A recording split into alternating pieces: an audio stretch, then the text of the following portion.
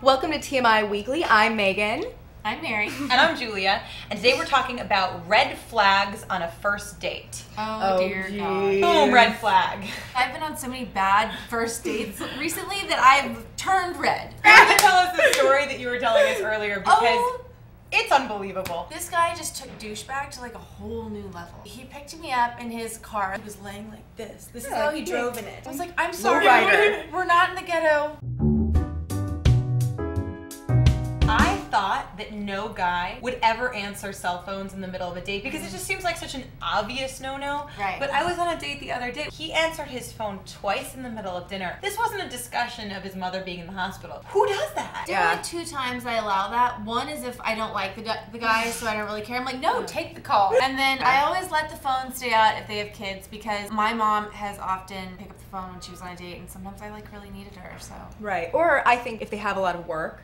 Or no. Okay, let me clarify. Okay. If they apologize first and they're like, this is really urgent, I'm so sorry, let me just really quickly take this And call. if you can tell, it's urgent. it's not like they leave and take it. Oh, You're no. Really? You're not leaving the table. I'll just go on the date by myself.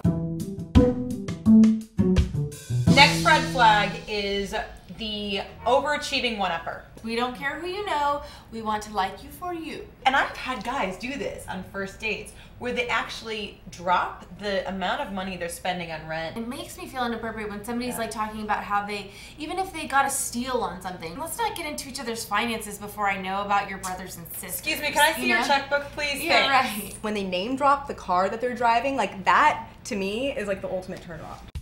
One of the guys just run away from on a first date. 1,000 reasons we love food. Number 304. I would have to say because it's fun. Experience the 999 other reasons at hungrynation.tv. Well, Divine Caroline had an article about it recently. And what were some of the things that they were talking about? Well, one of the guys that they told you to run away from on a first date was the anger management guy. You know, the guy that explodes at like the waiter. Where's my napkin? And the best line at the end was, do you see those girls that are always apologizing for their husbands? You don't want to be one of those girls, so run like hell. Yeah. The other one that they had was the ex-trash talker. If they're talking crap about their ex on a date with you, eventually they're going to be talking crap about you. Mm-hmm. That's a very good point. Totally. The other one that you should run away from is the negative, Debbie Downer Dan. Everything is an issue. Life has dealt him the worst cards. It's one thing to have a really bad day. It's another thing to literally see no hope in life. You leave the day being like, Jesus, I'm gonna go drown myself in my bathtub now. And if they're like that on the first date, believe me, it's not gonna get any better. I'm trying to think, like, have I ever dated one of Oh those? my God, I have. Who? He just sucks in general.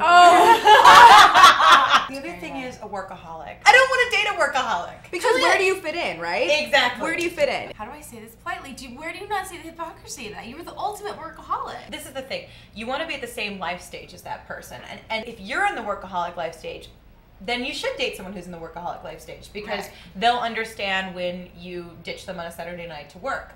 When you leave their apartment in the middle of the night.